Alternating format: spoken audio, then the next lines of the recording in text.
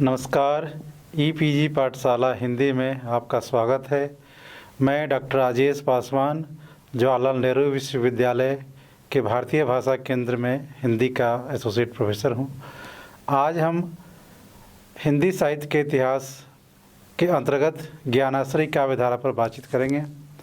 इस इकाई के अध्ययन के उपरांत आप भक्ति काल की प्रमुख काव्यधाराओं को जान पाएंगे, निर्गुण एवं सगुण धारा का भेद समझ सकेंगे, निर्गुण धारा के एक अंग ज्ञानाश्रय काव्यधारा का परिचय प्राप्त कर सकेंगे, ज्ञानाश्रय काव्यधारा के प्रमुख सिद्धांतों को जान सकेंगे, ज्ञानाश्रय काव्यधारा के प्रमुख संतों और उनकी रचनाओं का परिचय प्राप्त कर सकेंगे और इस धारा की प्रमुख विशेषताओं को समझ सकेंगे। तो हम बात करते हैं इसकी प्रस्तावना पे। हिंदी साहित्य का भक्ति काल साहित्य के इतिहास का स्वर्ण काल माना जाता है। भक्ति काल के पूर्व सहजयानी, ब्रजयानी, वाम मार्गी आदि साधना पद्धतियों ने साधना का क्षेत्र सुगम बनाने के बजाय दुर्गम बना दिया था। सामान्य जन के लिए भक्ति का मार्ग किसी तरह से सुगम बनाया जाए, उसकी आवश्यकता लंबे समय से बनी हुई थी। आचार्य रामचंद्र शुक्ल ने लिखा है, जिस समय मुसलमान भारत में आए उस समय सच्चे धर्म भाव का बहुत कुछ ह्रास हो गया था। प्रतिवर्तन के लिए बहुत बड़े धक्कों की आवश्यकता थी। यह धक्का भक्ति काल के कवियों ने लगाकर भक्ति मार्ग को सुगम बनाने का प्रयास किया। भक्ति काल में भक्ति की दो धाराएं विकसित हुई, निर्गुण काव्यधारा और सगुण काव्यधारा। इन दोनों धाराओं की दो दो उपधाराएं हुई। निर्गुण भक्ति का विकास ज्ञानाश्रय धारा और प्रेमाश्रय धारा में हुआ तथा सगुण भक्ति का विकास कृष्ण भक्ति धारा और राम भक्ति धारा में हुआ। निर्गुण भक्ति के संतों ने ब्रह्म के निर्गुण रूप स्वरूप को स्वीकार किया और सगुण भक्ति के कवियों ने ब्रह्म के अवतारी रूप को स्वीकार किया। निर्गुण भक्ति के विकास के संदर्भ में आचार्य रामचंद्र शुक्ल ने लिखा है, हृदय पक्ष शून्य सामान्य अंतः साधना का मार्ग निकालने का प्रयत्न नाथपंथी कर चुके थे, पर रागात्मक तत्वों से रहित साधना से ही मनुष्य की आत्मा तृप्त नहीं हो सकती थी। महाराष्ट्र देश के प्रसिद्ध भक्त नामदेव ने हिंदू मुसलमान दोनों के लिए एक सामान्य भक्ति मार्ग का भी आभास दिया। उसके पीछे कबीरदास ने विशेष तत्परता के साथ एक व्यवस्थित रूप से यह मार्ग निर्गुण पंथ के नाम से चलाया। अब हम इसके नामकरण पे विचार करेंगे। आचार्य रामचंद्र शुक्ल ने ही भक्ति काव्य को सगुण एवं निर्गुण काव्यधारा के रूप में विभाजित करते हुए निर्गुण काव्यधारा को पुनः ज्ञानाश्रय एवं प्रेमाश्रय में विभाजित किया है। यह विभाजन इस मान्यता का प्रतीक है कि इस काव्यधारा के कवि अपनी साधना पद्धति में ज्ञान को सर्वाधिक महत्व देते हैं। हजारी प्रसाद द्विवेदी ने इस काव्यधारा को निर्गुण काव्यधारा कहा है। परशुराम चतुर्वेदी एवं डॉक्टर राम कुमार वर्मा ने इस काव्यधारा को संत काव्य परंपरा कहा है। संत शब्द का सामान्य अर्थ सज्जन है। कबीर और रैदास ने भी संत शब्द का प्रयोग किया है।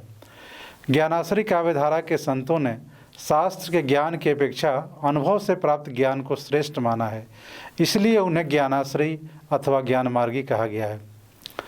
निर्गुण भक्ति के स्वरूप पे चर्चा करते हुए हमें यह ध्यान रखना चाहिए कि भारतीय चिंतन में भक्ति के मुख्यतः दो प्रकार बतलाए गए हैं, सगुण और निर्गुण। जो साधक सर्वशक्तिमान ईश्वर को अपनी कल्पना से एक मानवीय रूप प्रदान करता है तथा श्रद्धा और प्रेम के साथ उनकी लीलाओं का गुणगान करता है, वह सगुण कहलाता है। इसके बरक्स निर्गुण साधक ईश्वर की कल्पना किसी एक रूप में नहीं करता, बल्कि उसके सर्वव्यापी रूप को ही अपनी श्रद्धा और समर्पण का आधार बनाता है। भक्ति आंदोलन में संतों ने ईश्वर के निर्गुण रूप को अपनी साधना का आधार प्रमुखता से बनाया। ज्ञान मार्गी शाखा में ज्ञान का अर्थ न तो साधारण इंद्रियजन्य ज्ञान से है, न ही बौद्धिक तर्क वितर्क से प्राप्त दार्शनिक ज्ञान से। इस पंथ में ज्ञान से तात्पर्य है अनुभवजन्य ज्ञान से। कबीरदास इसे आँखन देखी कहते हैं। वे कहते हैं, तू कहता कागद की लेखी, मैं कहता आँखन की देखी। ज्ञानाश्रय शाखा की परंपरा हमें पूर्व में भी मिलती है। जो निर्गुण संवेदना भक्ति काल में संतों द्वारा व्यापक रूप से अपने समय और समाज को प्रभावित करती है, उसके बीज पूर्ववर्ती साहित्य में भी मिलते हैं। श्वेताम्बरोपनिषद में निर्गुण शब्द उस अद्वितीय परमात्मा के लिए आया है जो सभी भूतों में अंतर्निहित है, जो सर्वव्यापी है, जो सभी धर्मों का अधिष्ठाता है, सभी कर्मों का अधिष्ठाता है, जो सबको चेतना बांटता हुआ भी स्वयं निरुपाधि है। गीता में भी निर्गुण ब्रह्म की चर्चा एवं व्याख्या है। कठोपनिषद, बृहदारण्यक उपनिषद आदि में निर्गुण ब्रह्म की चर्चा है। बौद्ध दर्शन तथा नाथ सिद्धों की दार्शनिक परंपरा में भी निर्गुण संवेदना की उपस्थिति है। बौद्ध दर्शन ने ब्राह्मण वर्चस्व, ईश्वर पूजा का विरोध, जाति भेद का विरोध, आध्यात्मिक दुखों से मुक्ति के बदले भौतिक दुखों से मुक्ति का समर्थन तथा ज्ञान एवं तर्क को प्रमुखता दिया। इसने अपने अनुभव एवं तर्क की कसौटी पर परखे हुए सत्य को ही मानने को कहा। शब्द प्रमाण की जगह प्रत्यक्ष प्रमाण को मानने का आग्रह किया। इससे धार्मिक अंधविश्वास से त्रस्त दलित पिछड़ी जातियों ने बौद्ध धर्म में एक नई रोशनी देखी तथा इस वर्ग ने बौद्ध धर्म के विचारों को अपनाया। इस परंपरा के प्रवर्तन का श्रेय कबीर दास को दिया जाता है। उनसे पूर्व भी अनेक संत हो चुके थे, जिनमें नामदेव का नाम प्रमुख है। उन्होंने संपूर्ण उत्तरी भारत का भ्रमण किया तथा अपने सिद्धांतों का प्रचार प्रसार किया। कबीर, रैदास, दादू आदि संतों ने भी संत नामदेव का श्रद्धापूर्वक उल्लेख किया है। इनकी हिंदी में रचित पदावली बड़ी संख्या में मिलती है। 15वीं शताब्दी में कबीर दास का प्रादुर्भाव हुआ, जिन्होंने अपनी प्रखर प्रतिभा से एवं कवि सुलभ सरिता से ज्ञान काव्य परंपरा का सारे भारत में प्रचार किया। कबीर के बाद यह परंपरा कई पंथों में विभक्त होकर आगे बढ़ती गई। दादू पंथ, निरंजनी संप्रदाय, दरियादासी संप्रदाय, चरणदासी संप्रदाय, रामस्नेही पंथ आदि ने निर्गुण काव्य परंपरा का ही कई अर्थों में विस्तार किया। इन सभी संप्रदायों का मूल स्वरूप एक ही था। ज्ञानाश्रयी शाखा की प्रमुख प्रवृत्तियाँ। हिंदी का भक्ति काव्य एक विशेष सामाजिक सांस्कृतिक परिस्थिति की उपज है। कुछ प्रवृत्तियाँ ऐसी हैं जो समस्त भक्ति काव्यधारा में उपस्थित हैं। फिर भी प्रत्येक काव्यधारा में कुछ विशिष्ट प्रवृत्तियाँ भी हैं जो उनकी निजी पहचान कराती हैं। ज्ञानाश्रयी काव्यधारा की सुदीर्घ परंपरा की कुछ प्रवृत्तियाँ निम्न हैं। सहज अनुभूति का काव्य। ज्ञानाश्रयी काव्यधारा भावनात्मक एवं अनुभूति प्रवण जनकाव्य है, जिसका प्रेरणा स्रोत था सामान्य जन का कल्याण। इन कवियों ने जीवन के विभिन्न क्षेत्रों में शोषित और पीड़ित प्रताड़ित मानव की समस्त परिस्थितियों एवं भावनाओं का गंभीर चित्रण किया है।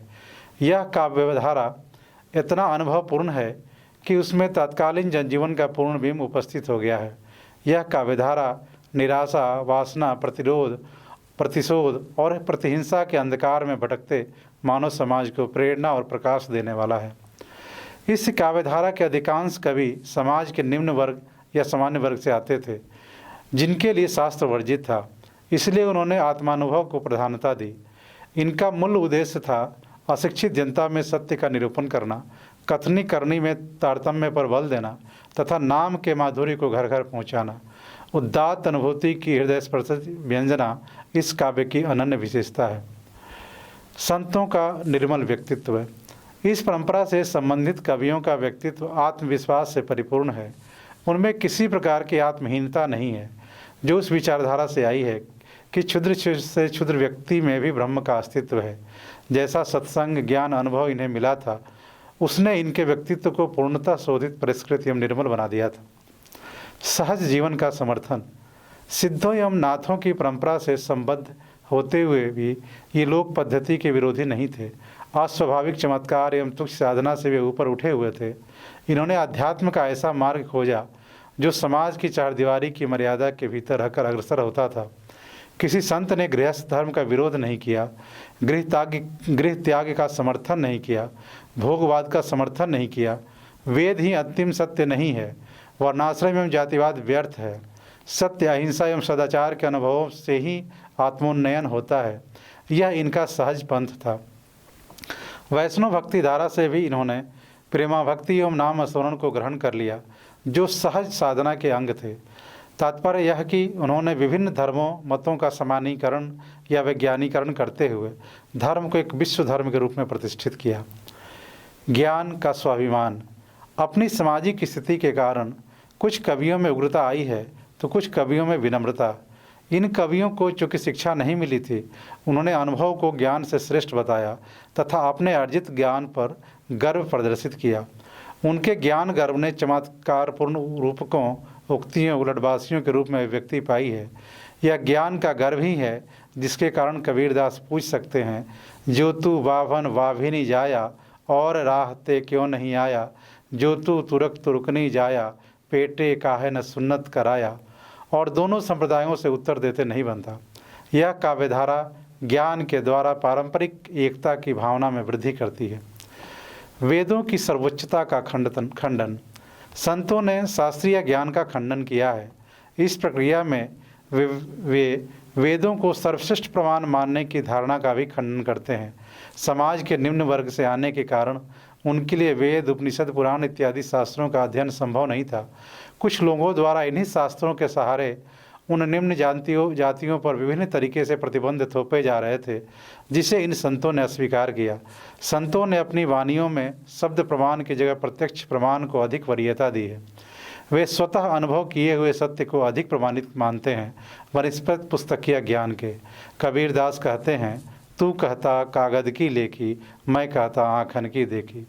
इन संतों की वेदों तक पहुँच नहीं थी, और जिनकी पहुँच थी उन्होंने वेदों के नाम पर अत्यधिक भ्रमजाल फैला रखा था। कबीरदास ने लिखा है, वेद पुराण पढ़त अस पांडे, खर चंदन जैसे भारा, राम नाम तत् समझत नाही, अंति पड़े मुखी छारा। इस कारण संतों ने वेदों की आलोचना की। जातिगत वर्णगत श्रेष्ठता का खंडन। निर्गुण कवियों ने जाति, धर्म, वर्ण की श्रेष्ठता का खंडन किया है। निर्गुण परंपरा के अधिकांश संत समाज के निम्न वर्ग से ही थे। वे सभी लोग जातिगत विषमताओं का दंश अनुभव कर चुके थे, इसलिए उन्होंने जातिगत श्रेष्ठता का खंडन किया। संत रैदास ब्राह्मण वर्चस्व का विरोध करते हुए कहते हैं, रैदास ब्राह्मण मत पूजिए, जो हवे गुणहीन, पूज ही चरण चंडाल के, जो हवे गुण प्रवीण। जन्म जाति मत पूछिए, का जात अरुपात, रैदास पूत सब प्रभु के, कौनही जात कुजात। ईश्वर की सर्वव्यापकता का समर्थन। निर्गुण परंपरा के संतों ने मंदिरों मस्जिदों में ईश्वर एवं अल्लाह के नाम पर व्याप्त पाखंड एवं अंधविश्वास का पुरजोर विरोध किया है। उन्होंने इस बात की वकालत की कि ईश्वर किसी मंदिर, मस्जिद या मूर्तियों में मौजूद नहीं है, बल्कि वह सर्वव्याप्त है। प्रत्येक जीव में ब्रह्म का अंश मौजूद है। इस ईश्वर का कहीं कोई आवास नहीं है, बल्कि वह निर्गुण और निराकार है। वह अगम्य और अगोचर है। संत रैदास कहते हैं, निश्चल निराकार अज अनुपम, निर्भय अति गोविंदा, अगम अगोचर अक्षर अतरक, निर्गुण अति आनंदा। माया निरूपण। ज्ञानाश्रयी कवियों ने माया पर बहुत कुछ लिखा है। मिथ्या ज्ञान ही माया है। रस्सी में सर्प का ज्ञान भ्रम या माया है। कबीर ने माया के कई रूपों का वर्णन किया है। माया सृष्टि का कारण है, अविद्या है, शक्ति है, सांसारिक संबंधों की भी जननी है। मैं और मेरा यह माया ही बोझ देती है। माया दुखों की जड़ है। यह ज्ञान विरोधी है। यह महाठगनी है। यह सन्मार्ग से विचलित करती है। कबीरदास कहते हैं, कबीर माया मोहिनी जैसे मीठी खाड़। कबीर के अनुसार माया वासना को जन्म देती है। ब्रह्म में जो माया है, पिंड में वही कंचन है। जीव और जगत। सभी ज्ञानाश्रयी कवियों ने जीव और जगत के संबंध में लिखा है।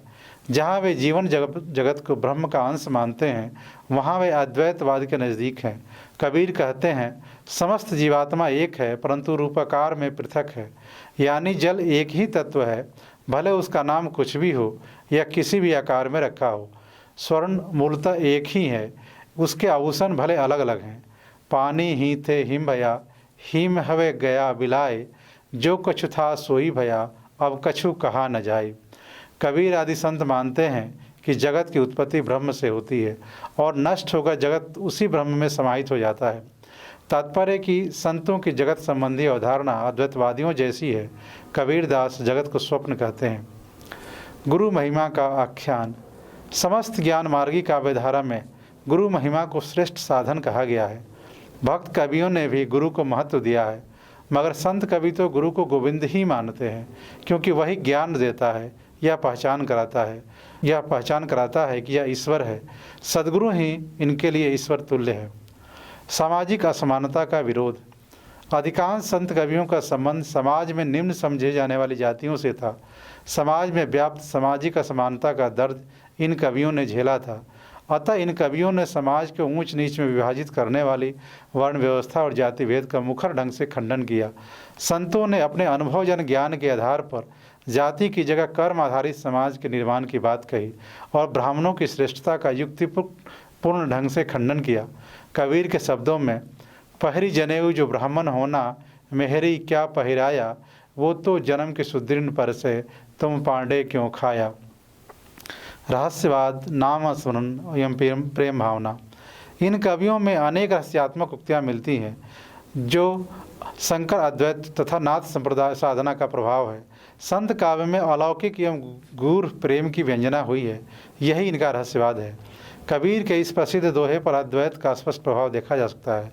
जल में कुंभ, कुंभ में जल है, बाहर भीतर पानी, फूटा कुंभ जल जल ही समाना, यह कत कहे ज्ञानी। तर्क, जिज्ञासा, विस्मय एवं तत्वानुभूति इनके रहस्य चिंतन के अंग हैं। संत काव्य में रहस्यवाद के दो रूप हैं, हठयौगिक रहस्यवाद और सूफीमत प्रभावित प्रेम संलक्षण रहस्यवाद। हठयौगिक रहस्यवाद में कुंडलनी, चक्र, अनहद, नाद, इंगला, पिंगला आदि की चर्चा मिलती है। प्रायः रहस्यवाद को प्रतीकों द्वारा व्यक्त किया गया है। रस गगन गुफा में अजर झरे, अजपा सुमिरन जाप करे, बिनु बाजा झनकार उठे, जहाँ समझी परे जब ध्यान धरे, बिनु चंदा उजियारी दर्शे, जहाँ तहाँ हंसा नजरी परे। सूफियों के प्रेम दर्शन का प्रभाव। सूफी परमात्मा को प्रेम स्वरूप मानते हैं और उसे प्रेम के माध्यम से ही प्राप्त करते हैं। सूफियों के प्रेम दर्शन का प्रभाव संत कवियों पर भी पड़ा है। तथापि संतों को प्रेम पद्धति भारतीय ही रही है, अर्थात उन्होंने परमात्मा को प्रियतम माना है और स्वयं को प्रियतमा।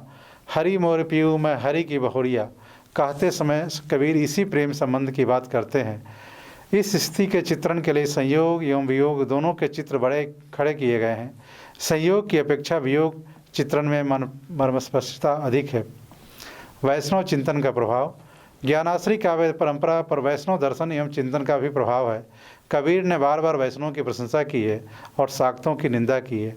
वस्तुतः इन संतों ने राम, गोपाल आदि नामों के अतिरिक्त भक्ति भावना भी वैष्णवों से ली है। अहिंसा का तत्व भी वैष्णव परंपरा संप्रदाय का ही है। बकरी पाती खात है, ताकि काढ़ी खाल, जो नर बकरी खात है, ताको कौन हवाल। नारी के प्रति कठोरता। प्रायः सभी संत कवि नारी के प्रति असहिष्णु हैं। उन्होंने उसकी निंदा की है। संभवतः उन्होंने नारी की आसक्ति के कारण भिक्षुओं तथा नाथों सिद्धों के पतन को देखा था। कबीर कहते हैं, नारी तो हम हूँ करी, तब ना किया विचार, जब जानी तब परिहरी, नारी महाविकार। मगर उसी कबीर ने चरित्रवान एवं सती नारियों की प्रशंसा की है। भाषा एवं शैलीगत प्रवृत्तियाँ। इन सभी कवियों ने प्रधानतः मुक्तक काव्य लिखा है। इनमें दोहा और पद की प्रधानता है। इनके पद गेय हैं। इन्होंने दोहा, चौपाई, फाग, हिंडोला आदि लोकगीतों में के लय में काव्य रचना की है। सभी ज्ञानाश्री कवियों ने भोजपुरी ब्रजभाषा, खरी बोली, राजस्थानी आदि हिंदी की बोलियों का प्रयोग किया है। इन संतों की मिलीजुली भाषा को सदुक्करी भाषा कहा गया है। संत कवियों ने दीपक, कमलनी, सरोवर, जल, नागिन, नाग, हंस, भौड़ा, वृक्ष, पक्षी आदि प्रतीकों का प्रयोग किया है। उलटवासी भी इनकी एक शैली है। इनकी भाषा में रस, छंद, अलंकार पर विशेष ध्यान नहीं है। सारा ज्ञानाश्री काव्य शांत रस का है। जो ऊपर से श्रृंगार रस का पद लगता है वह भी मूलतः शांत रस ही है। अलंकारों का प्रयोग सायास नहीं बल्कि स्वाभाविक है। दोहा, चौपाई, सोरठा इनके प्रिय छंद हैं। ज्ञानाश्री काव्यधारा के प्रमुख कवि एवं उनका काव्य। कबीरदास। भारतीय धर्म साधना के इतिहास में कबीरदास एक महान विचारक एवं प्रतिभाशील कवि हैं, जिन्होंने शताब्दियों की सीमा पार कर आज तक जनता का पथ आलोकित किया है। उन्होंने सच्चे अर्थ में जनजीवन का मार्गदर्शन किया। कबीर के जीवन के संबंध में अनेक किंवदंतियाँ हैं। उनका जन्म काशी में हुआ था। वे जुलाहा थे। वे कुछ लोग ब्राह्मण कुलोत्पन्न भी मानते हैं। इस धारणा के पीछे यह सोच शायद काम कर रही है कि जो भी श्रेष्ठ है वह ब्राह्मण प्रदत्त है। जुलाहों ने कुछ ही समय में पूर्व हिंदू धर्म छोड़कर इस्लाम ग्रहण कर लिया था। उन्होंने विभिन्न प्रभावों को लिया, आत्मसात किया तथा पुनः उसका अतिक्रमण भी किया। उनका यही विद्रोही व्यक्तित्व सबको अभिभूत कर देता है तथा विद्रोही चेतना के कारण इनके काव्य की ताजगी आज भी बनी हुई है। कबीर की मुख्य रचना बीजक है, जिसके 3 खंड हैं, साखी, शबद तथा रामायणी। साखी दोहे हैं जिनमें जीवन के अनुभवों को साखी रखा गया है। शबद पद हैं। रामायणी रामायण के विरोध में लिखा गया है, जो श्लोक चौपाई शैली में है। कबीर के रचना व्यक्तित्व के 2 पक्ष हैं। जब वे जाति पाति, छुआछूत, पूजा नमाज, विभिन्न धार्मिक कर्मकांडों, कठिन योग साधनाओं की हंसी उड़ाते हैं तथा उन पर कटु प्रहार करते हैं। पाहन पूजे हरि मिले तो मैं पूजो पहाड़, या मन न रंगाए रंगाए जोगी कबरा, या अरे इन दोउन राह न पाई, हिंदुवन की हिंदवानी देखी तुर्कन की तुर्काई। जब वे परम प्रेम में डूबकर दाम्पत्य जीवन के प्रतीकों के माध्यम से अपना प्रेम प्रकट करते हैं। हरि मोरा पीऊ मैं हरि की बहुरिया। इस रूप में कबीर के दिव्य प्रेम, व्यापक करुणा, गहरी विरहानुभूति एवं सर्वहित की भावना मिलती है। कबीर ने खुद लिखा है कि वे पढ़े लिखे नहीं थे। मसी कागज छुओ नहीं, कलम गहियो नहीं हाथ। कबीर ने श्रम को महत्व दिया, स्वयं गृहस्थ थे। कबीर के यहाँ शास्त्र ज्ञान या पांडित्य का महत्व नहीं था। कहते हैं, ढाई आखर प्रेम का पढ़े सो पंडित होए। उन्होंने संस्कृत की भी भरतरचना की है। संस्कृत है कूप जल, भाखा बहता नीर। कबीर ने पुस्तकीय ज्ञान से अनुभवजन ज्ञान को श्रेष्ठ कहा है। तू कहता कागद की लेखी, मैं कहता आँखन की देखी। कबीरदास एक साथ समाज सुधारक, कवि, शास्त्र विरोधी एवं भविष्य दृष्टा थे। वे अत्यंत प्रगतिशील विचारों के थे। वे आने वाली शताधिक पीढ़ियों के प्रेरक हैं। निरक्षर होकर भी ज्ञान, वैराग्य, योग, भक्ति, हठ योग आदि का जो स्वरूप उन्होंने स्थिर किया है वह अत्यंत सुबोध है। संत रैदास भी निम्न कुलोत्पन्न संत थे, तथापि अपनी उत्तम जीवन शैली, उत्कृष्ट साधना पद्धति तथा प्रशंसनीय आचरण के कारण वे धर्म साधना के इतिहास में सादर स्मरण किए जाते हैं। इनका जन्म भी काशी में हुआ था। यह भी प्रसिद्ध है कि वे मीराबाई के गुरु थे। रैदास विवाहित थे तथा उनकी पत्नी का नाम लोना था। प्रसिद्ध है कि सिकंदर लोदी के आमंत्रण पर वे दिल्ली भी गए थे। कबीर की भांति रैदास भी प्रतिपाद्य को अधिक महत्व देते हैं। उनके लिए ब्रह्म अनुभूति एवं जिज्ञासा का विषय है। बाह्याचारों का विरोध करते हुए उन्होंने आभ्यंतरिक साधना को महत्व दिया है। अब कैसे छूटे राम रट लागी, प्रभुजू तुम चंदन हम पानी, जाकी अंग अंग वास समानी। हजैब शाह द्विवेदी का कहना है, अनाडंबर सहज शैली और निरीह आत्मसमर्पण के क्षेत्र में रैदास के साथ कम संतों की तुलना की जा सकती है। धर्मदास, कबीर के अनुयायी धर्मदास या धर्मदास का ऊंचा स्थान है। उनके अनुयायियों की शाखा धर्मदासी शाखा कहलाती है। इन्होंने ही कबीर की वाणी का संग्रह बीजक के रूप में संकलित किया था। इनके पदों में गंभीर भक्ति का विकास दिखाई देता है। इनकी रचनाएं थोड़ी हैं पर सरल भाव लिए हुए हैं। इनकी रचनाओं का एक संग्रह धर्मदास की वाणी के नाम से प्रकाशित है। इनका एक पद बहुत प्रसिद्ध है, मितवा मरैया सुनी करी गैलो, अपने बलम परदेश निकरी गयो, हमरा के किछु न गुण दे गैलो, जोगिन हो के मैं बनमन ढूंढो। दादू दयाल, संत दादू का जन्म अहमदाबाद में सन 1554 ईस्वी को हुआ था। राजस्थान में इनकी गद्दी स्थापित है। दादू के काव्य में ईश्वर की व्यापकता, सतगुरु की महिमा, जाति पाति का निराकरण, हिंदू मुस्लिम एकता, संसार की अनित्यता, नाम जप की महिमा आदि की प्रमुखता है। वे सीधे सरल संत थे। खंडन मंडन तथा वाद विवाद की इनकी रुचि नहीं थी। इनके स्वभाव में विनय मिश्रित मधुरता है। सच्ची साधना एवं विनम्रता के कारण दादू के पंथ का खूब प्रचार हुआ। इनके पंथ में रज्जब, सुंदरदास, प्रागदास, जनगोपाल दास आदि भी संत साधक एवं कवि उत्पन्न हुए हैं। निर्गुणी संत होकर भी दादू सगुण रूप को भी मान्यता देते हैं। कहा जाता है कि इनके 20,000 पद एवं वाणी हैं, जिनमें आज बहुत कम उपलब्ध है। इनकी भाषा में सहजतापूर्ण गांधीर्य है।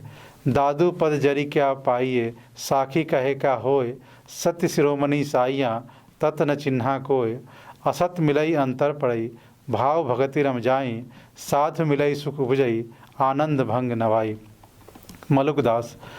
मलुकदास का जन्म उस समय हुआ था जब भारतवर्ष में अकबर के साम्राज्य की प्रमुख सहयोगी समर्थक हिंदू जाति हो चुकी थी। यह जाति के खत्री थे तथा बाल्यावस्था से ही वैरागी थे। किसी सांसारिक काम में मन नहीं लगता था। इनके करीब 12 ग्रंथ हैं, जिनमें ज्ञान बोध, ज्ञान परोक्ष, विभा विभूति तथा रतन खान प्रसिद्ध हैं। इनमें कवि ने योग, ज्ञान, निर्गुण भक्ति तथा वैराग्य आदि का स्वरूप विवेचन किया है। कुछ पुस्तकों में अवतारों और चरित्रों का वर्णन है। इन्होंने अवधी और ब्रजभाषा में काव्य रचना की है। कहत मलुक जो बिनसिर खोवे, सो यह रूप बखाने, या नैया के अजब कथा, कोई बिरला केवल जाने। मलुकदास की गद्दियाँ इलाहाबाद, जयपुर, गुजरात, मुल्तान, पटना, नेपाल आदि स्थानों पर हैं। इनकी रचनाओं में ज्ञानबोध, रतन खान, भक्त बख्शावली, वीरदावली, गुरु प्रताप आदि उल्लेखनीय हैं। इनकी कुछ रचनाएं बोलचाल की हिंदी में भी है। अजगर करे न चाकरी, पंछी करे न काम, दास मलुका कह गए सबके दाता राम। सुंदरदास दादू पंथ के सर्वाधिक शिक्षित एवं विद्वान कवि सुंदरदास जाति के वैश्य थे। ये बाल्यकाल में ही दादू के शिष्य हो गए थे। 11 वर्ष की उम्र में काशी आ गए तथा साहित्य एवं दर्शन का अध्ययन किया। अनेक भाषाओं के अनुसार सुंदरदास ने काफ़ी देशाटन किया था। उनकी रचित 42 पुस्तकें कही जाती हैं, जिनमें ज्ञान समुद्र तथा सुंदर विलास प्रमुख हैं। इनके अतिरिक्त रज्जब दास, पलटू दास, प्राणनाथ, धरणीदास, जगजीवन दास, चरण दास, सहदेवबाई, दयाबाई आदि इस परंपरा के प्रमुख कवि हैं। आचार्य शिवपूजन सहाय की पुस्तक हिंदी साहित्य और बिहार में दरिया साहब, टेकमन नाम, बालखंडी दास, भीखम राम आदि को इसी परंपरा में माना है। डॉक्टर रामकुमार वर्मा ने पीपा, सेना, धन्ना आदि अनेक कवियों की लंबी परंपरा होने का भी उल्लेख किया है। इस प्रकार 13वीं शताब्दी में 20वीं सदी तक इस परंपरा का अविच्छिन्न रूप से बने रहना तथा संपूर्ण भारत में विस्तृत होना इस काव्यधारा की लोकप्रियता एवं शक्तिमत्ता का प्रमाण है। निष्कर्ष के रूप में ज्ञानाश्रयी काव्यधारा का लोक पक्ष अत्यंत मजबूत एवं प्रभावशाली है। वे लोक को भी महत्व देते हैं और परलोक को भी। एक ओर वे सांसारिक भोग विलास की निंदा करते हैं और जीवन की निस्वार्थता की बातें करते हैं, तथा दूसरी तरफ सामाजिक जीवन में व्याप्त विचलन, कटुता, विषमता आदि का विरोध करते हैं। इन कवियों ने श्रम का महत्व प्रतिपादित किया तथा हर सरीगली मान्यता का विरोध किया। यह सही अर्थों में जन काव्य है, जनमुखी काव्य है, प्रजातांत्रिक मूल्यों का काव्य है और दलित अस्मिता का काव्य है। इनके प्रमुख ध्येय हैं समाज की विषमता का विरोध तथा मानववाद की स्थापना। धार्मिक पाखंड एवं जातिगत विद्वेष को इन कवियों ने साहित्य से निर्वासित करने का मजबूत काम किया है। इन्होंने आम आदमी में गौरव एवं स्वाभिमान भर दिया। निर्गुण पंथ की विचारधारा और इनकी प्रमुख स्थापनाओं ने बाद के दिनों में धार्मिक पाखंड, धार्मिक अंधविश्वास को कम करने में बहुत मददगार साबित हुआ है और साथ ही भारतीय जनमानस में, भारतीय मनीषा में तर्क शक्ति को प्रधानता देने, धर्म के मूल तत्व को समझने और धर्म के प्रति एक विशेष करके एक अंधविश्वास की हद तक पहुंचने में भारतीयों का ज्ञानवर्धन किया है। और इस वजह से ये निर्गुणीय संत कवि कई मायनों में आधुनिक लगते हैं। उनके विचार, उनकी कही गई बातें आज भी जब भी कभी धार्मिक अंधविश्वास के खिलाफ इनके वानियाँ काम में लाई जाती हैं और इनके वानियों ने भारतीय मनीषा में, हिंदी साहित्य की परंपरा में धर्मनिरपेक्षता को मजबूत किया है। किसी खास धर्म के प्रति विशेष आग्रह या दुराग्रह को कमतर किया है। और जब भी हम कभी भी धार्मिक संप्रदायवाद के खिलाफ एक बेहतर माहौल बनाने की, बेहतर बौद्धिक पृष्ठभूमि की तलाश करते हैं तो उसमें ये हमारे संत कवि बरबस याद आते हैं। साथ ही साथ इन्होंने उस समय की सामाजिक धार्मिक मान्यता के अलावे उसके अतिरिक्त सामान्य जनजीवन में अपने आत्मस्वाभिमान को बचाए रखने की और अपने ज्ञान अभिमान को बचाए रखने की, साथ ही साथ अपने मूल कर्म के प्रति, अपने श्रम के प्रति, श्रम की प्रतिष्ठा दिलाने के प्रति इनकी वानियाँ हमें मददगार साबित होती हैं। यही नहीं, कई बार जो भारतीय गणतंत्र के लोकतांत्रिक मूल्यों के बीज भी इन संत कवियों में मिलते हैं। जैसे कि संत रैदास कहते हैं कि ऐसा चाहूँ राज में जहाँ मिले सबन को अन्न, छोट बड़ों सब सम बसे रैदास रहे प्रसन्न। ये निर्गुणीय संत कवि सभी व्यक्तियों को भरपेट भोजन मिले, भरपेट अन्न मिले, मनुष्यता की बात हो, मानुष सत्य की बात हो, सबके मानवाधिकारों की रक्षा हो, सबके लिए कल्याण की भावना हो और किसी भी शास्त्र के बहाने, वेद के बहाने, किसी धर्म के बहाने किसी का भी शोषण नहीं हो, किसी पाखंड के तहत किसी का शोषण नहीं हो, इसकी पुरजोर वकालत ये निर्गुणीय संत कवि करते हैं। साथ ही साथ गुरु को ईश्वर से भी अधिक महत्वपूर्ण दर्जा देने की प्रक्रिया में वे एक प्रत्यक्ष रूप से मौजूद गुरु के प्रति अतिशय आदर और अतिशय सम्मान की भावना व्यक्त करते हैं, बनिस्पत एक अवधारणा के, एक स्थापना के। तो यह इस हिंदी साहित्य के भक्तिकालीन कालखंड के ज्ञानाश्रयी काव्यधारा के निर्गुण ज्ञानाश्रयी काव्यधारा के कवियों की प्रमुख विशेषताएं रही हैं। इन कवियों ने कहीं न कहीं जो आधुनिक सोच पैदा की, जो अपने विचारों के बल पर एक आधुनिकता का बीजारोपण किया, वो आने वाले समय में भारतीय गणतंत्र को, भारतीय लोकतंत्र को मजबूत बनाने में बहुत ही प्रभावशाली साबित हुआ है। और इस वजह से ये निर्गुणीय संत कबीर, संत रैदास, ये सब हमें अधिक आधुनिक लगते हैं और लगातार इन पे अध्ययन की, इन पे मनन की और इनके कविताओं को नए सिरे से निरंतर व्याख्या की गुंजाइश बनी हुई है और इन पे व्याख्याएं लगातार हो रही है।